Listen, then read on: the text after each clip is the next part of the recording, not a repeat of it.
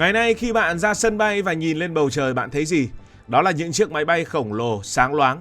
Tất cả chúng đều được làm bằng kim loại, chủ yếu là nhôm hoặc các vật liệu tổng hợp siêu hiện đại. Trong đầu chúng ta, máy bay mặc định là chim sắt, nó phải cứng cáp, nó phải bóng bẩy. Chim sắt ở đây là cách nói ví von, ý là chiếc máy bay làm bằng kim loại.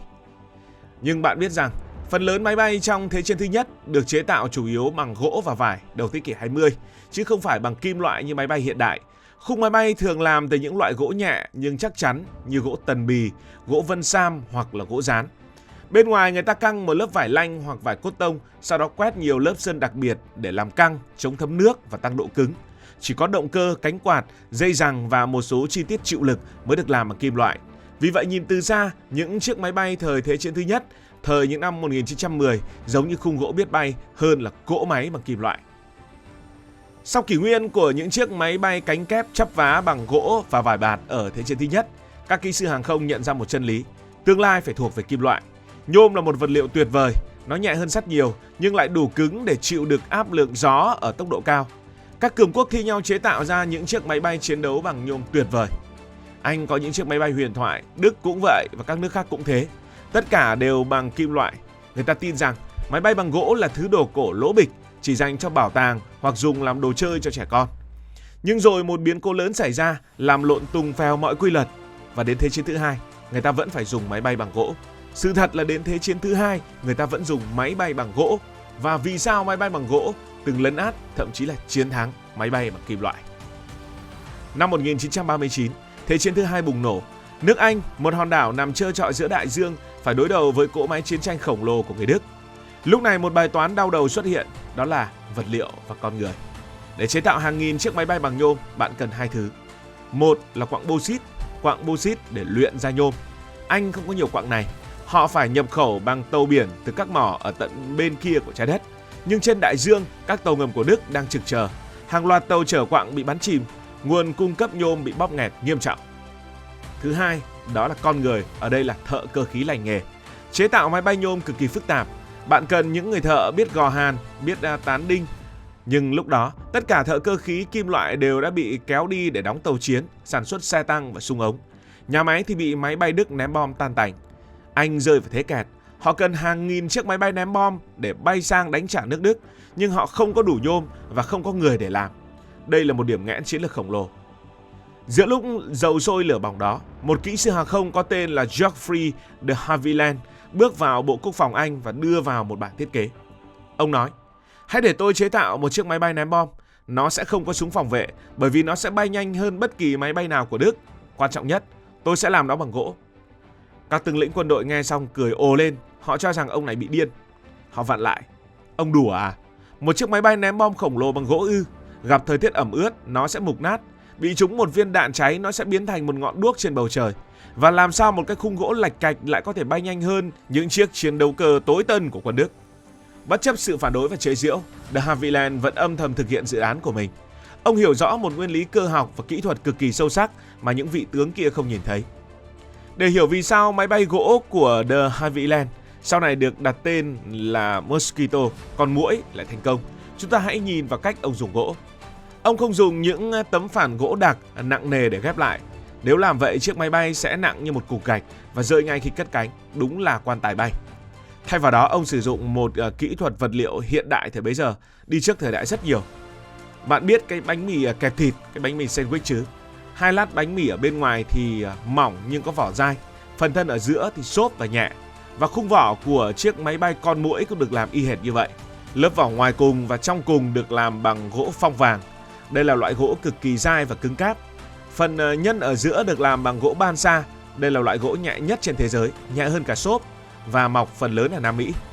Lớp gỗ xốp này có tác dụng tạo độ dày cho tấm ván mà hầu như không làm tăng trọng lượng. Ba lớp gỗ này được ép chặt vào nhau bằng một loại keo tổng hợp đặc biệt dưới áp suất lớn.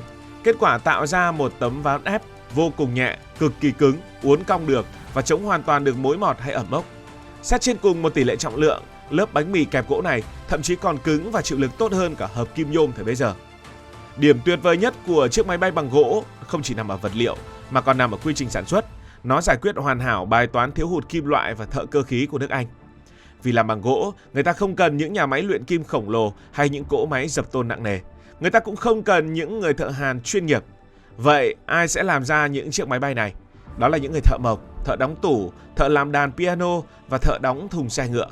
Hàng trăm xưởng nội thất nhỏ lẻ trên khắp nước Anh vốn đang ế ẩm với chiến tranh, bỗng chất nhận được bản vẽ kỹ thuật. Họ chia nhau ra, xưởng này thì cưa cánh, xưởng kia thì bào thân, xưởng nọ thì làm bánh lái. Việc cắt, dán và tạo hình gỗ đối với những người thợ thủ công này dễ như trở bàn tay. Họ làm việc trong những nhà xưởng nhỏ nằm rải rác khắp các vùng nông thôn. Máy bay của Đức có muốn ném bom phá hoại cũng không thể tìm ra mục tiêu vì đâu có nhà máy công nghiệp lớn nào.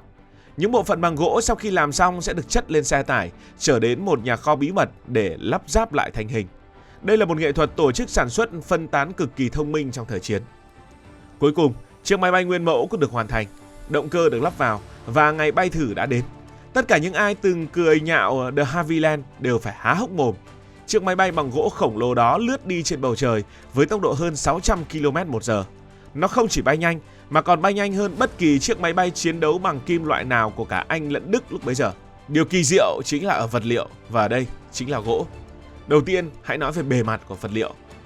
Nếu bạn nhìn kỹ vào thân của một chiếc máy bay kim loại thời đó, bạn sẽ thấy hàng nghìn cái đinh tán lồi lên để giữ các tấm nhôm lại với nhau. Các tấm nhôm cũng hay bị gợn sóng, không phẳng lì như máy bay sau này. Ngược lại, chiếc máy bay con muỗi làm bằng gỗ ép và dán bằng keo, nó không có một cái đinh tán nào. Những người thợ mộc đã dùng giấy nhám chà sát bề mặt gỗ cho nhẵn thín, trơn tuột, rồi phủ lên đó một lớp sơn bóng. Thân chiếc máy bay gỗ mượt mà và trơn láng như một con cá heo lướt đi dưới nước. Không khí trượt qua nó mà không gặp bất kỳ một lực cản nào. Thiết kế khí động học hoàn hảo này, cộng với trọng lượng siêu nhẹ của gỗ, giúp nó vút đi như một mũi tên. Khi được đưa vào chiến trường, chiếc con muỗi bằng gỗ này đã lập nên những kỳ tích vô tiền khoáng hậu. Đầu tiên là tốc độ. Khi nó bay sang Đức ném bom, các máy bay tiêm kích kim loại của Đức phát hiện và đuổi theo, nhưng chúng đuổi không kịp. Phi công Anh chỉ cần nhấn ga, chiếc máy bay gỗ bỏ xa đối thủ tít mù tắp. Thứ hai đó là tàng hình chiếc radar. Đây là một bất ngờ thú vị mà ngay cả người chế tạo ra nó cũng không ngờ tới. Radar thì dùng sóng vô tuyến dội vào kim loại để phát hiện mục tiêu. Vì Mosquito làm hoàn toàn bằng gỗ, chỉ có động cơ là kim loại, nên sóng radar xuyên qua nó hoặc dội lại rất yếu. Nó trở thành một trong những chiếc máy bay tàng hình đầu tiên trên thế giới. Và việc sửa chữa cũng dễ dàng. Khi một chiếc máy bay kim loại bị bắn thủng, việc sửa chữa rất phiền phức. Phải đưa vào xưởng, cắt bỏ mảng nhôm bị rách, gò lại tấm mới và tán đinh. Còn chiếc máy bay gỗ thì sao? Nếu nó bị trúng đạn và xé rách một lỗ trên cánh, phi công hạ cánh, thợ cầm một cái cưa nhỏ, khoét gọn cái lỗ, lấy một miếng ván ép khác và dán keo lên, đợi keo khô là xong. Mọi thứ được xử lý nhanh gọn, y như người ta vá một cái tủ quần áo bị hỏng. Thống chế không quân Đức Hermann Göring khi nhìn thấy những chiếc máy bay gỗ của Anh lộng hành trên bầu trời Đức mà không thể làm gì được, đã thốt lên một câu nói nổi tiếng đầy cay đắng. Vào năm 1940, tôi có thể bay đến tận London. Còn bây giờ, người Anh chế tạo một chiếc máy bay bằng giấy bồi và gỗ với những động cơ cực tốt, bay nhanh đến mức chúng ta không thể nào bắt được. Nó khiến tôi phát điên và ghen tị.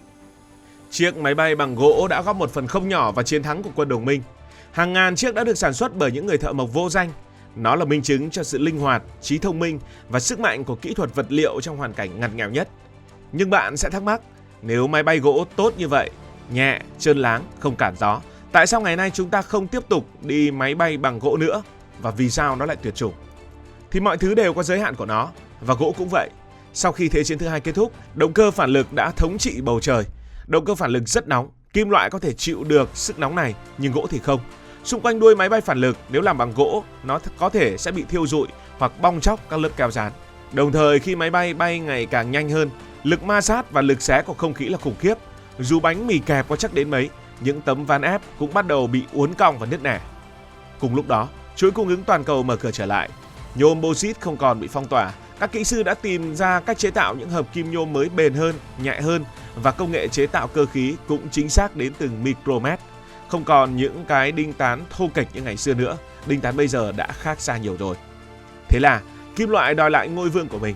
Chức năng của gỗ đã hoàn thành xuất sắc trong một giai đoạn lịch sử ngắn ngủi và nó thanh thản nhường sân khấu lại cho sự tiến hóa tất yếu của công nghệ.